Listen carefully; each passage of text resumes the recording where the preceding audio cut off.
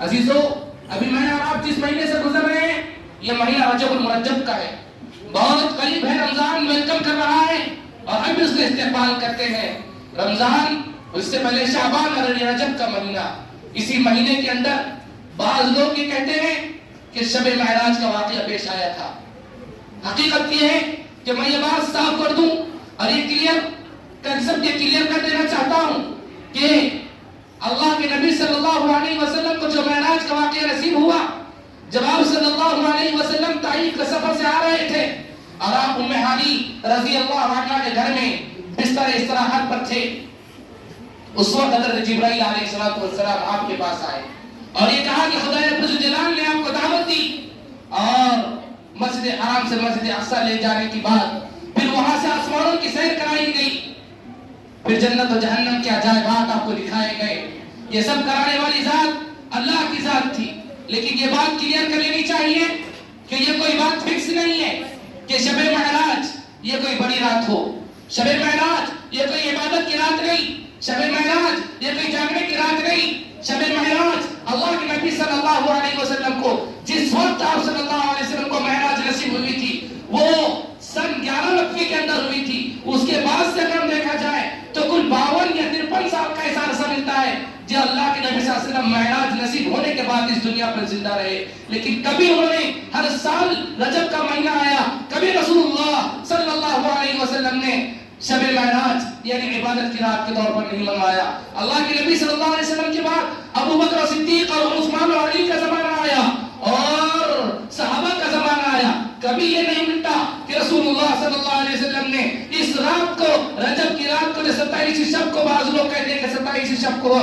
ہے، میں کلیئر کرنا چاہوں گا کہ یہ مہینہ بھی فکس نہیں ہے کہ اس مہینے میں ہوئے۔ 5 قول محدثین لکھتے ہیں، محدثین سیرت نگار لکھتے ہیں، صاحب سیرت المصطفیٰ حضرت مولانا علامہ ادریس کاندھلوی رحمۃ اللہ علیہ اپنے سیرت المصطفیٰ جلد نمبر 1 میں لکھتے ہیں کہ اس کے بارے میں یعنی کس مہینے میں ہوئی اس میں 5 قول بیان کیے۔ نمبر 1، بعض محدثین اور مفسرین سیرت نگار کہتے ہیں کہ اللہ کے نبی صلی اللہ علیہ وسلم کے ساتھ جب معراج کا واقعہ ہوا وہ شوال میں ہوا، بعض کہتے ہیں رمضان میں ہوا، بعض کہتے ہیں ربیع الاول میں ہوا، بعض کہتے ہیں ربیع الاخر میں ہوا اور بعض کہتے ہیں رجب میں ہوا۔ مہینوں میں اختلاف، سال میں اختلاف، بعض کہتے ہیں ہجرت سے 6 مہینے پہلے ہوا، بعض کہتے ہیں 8 مہینے، بعض کہتے ہیں 9 مہینے، بعض کہتے ہیں 1 سال، بعض کہتے ہیں 1 سال 1 مہینہ، بعض کہتے ہیں 1 سال 2 مہینے، بعض کہتے ہیں 1 سال 3 مہینے، بعض کہتے ہیں 1 سال 4 مہینے۔ 10 قول صاحب سیرت مصطفیٰ نے لکھی ہے، سال میں بھی اختلاف۔ مان لے کہ اسی رجب کے مہینے میں اور 27 شب کو آج کی رات ہے، کتنے لوگوں کے ذہنوں میں یہ ہوگا کہ آج بڑی رات ہے، آج غسل کر لینا چاہیے، آج عبادت کرنا چاہیے، آج روزہ رکھ لینا چاہیے۔ کتنے ایسے لوگ ہیں جو روزہ رکھ رہے ہیں، کہاں ہے اس روزہ؟ میں صاف کہہ دینا چاہتا ہوں کہ اس مہینے اس دن روزہ بھی نہیں ہے، نہ کوئی حدیث میں ہے، نہ عبادت کا ثبوت ہے۔ دیکھیے میرے بھائیوں، ہم وہ چیز ایکسپٹ کریں گے جو شریعت میں ہو،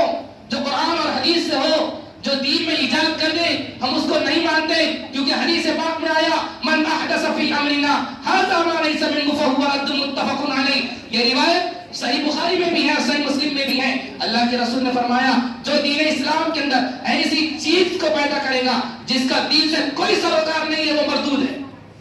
ہم اس کو قبول نہیں کر سکتے۔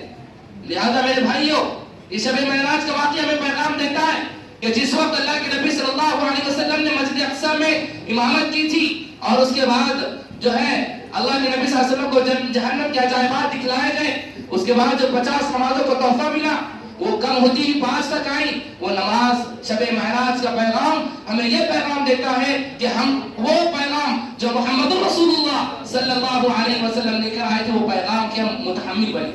کیا پیغام تھا کہ نماز جب لے کر آئے تو صحابہ نے کہا کہ ہمیں آپ براہ راست اللہ سے لینے کا موقع مل گیا۔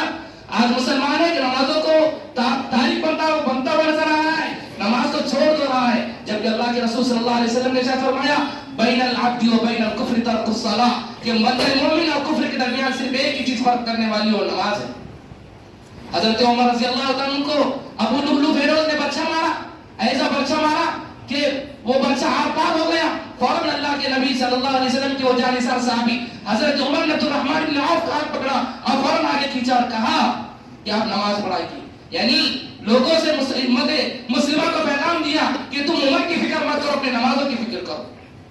اس کے بعد جب آپ کو غشی تاری ہو جاتی ہے، لوگوں نے کہا کہ عمر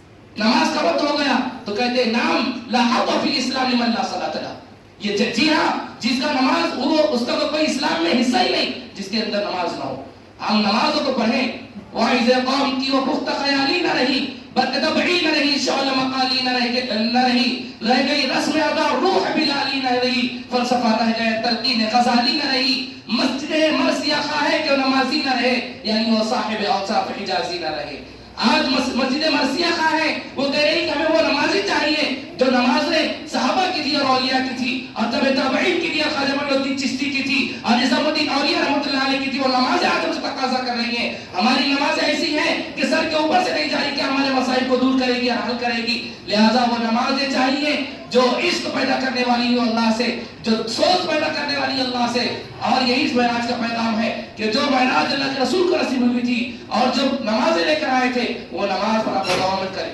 کیونکہ کوئی ولی نماز کے بغیر ولی نہیں بن سکتا، کوئی کتب نماز کے بغیر کتب نہیں بن سکتا، کوئی ابدال نماز کے بغیر ابدال نہیں بن سکتا. کتب بنے گا نماز کے ساتھ، ابدال بنے گا نماز کے ساتھ، متقی بنے گا نماز کے ساتھ. اس کے بغیر کچھ نہیں ہے. اللہ تبارک و تعالی ہم سب کو ان کی باتوں پر عمل کرنے کی توفیق دے. آمین.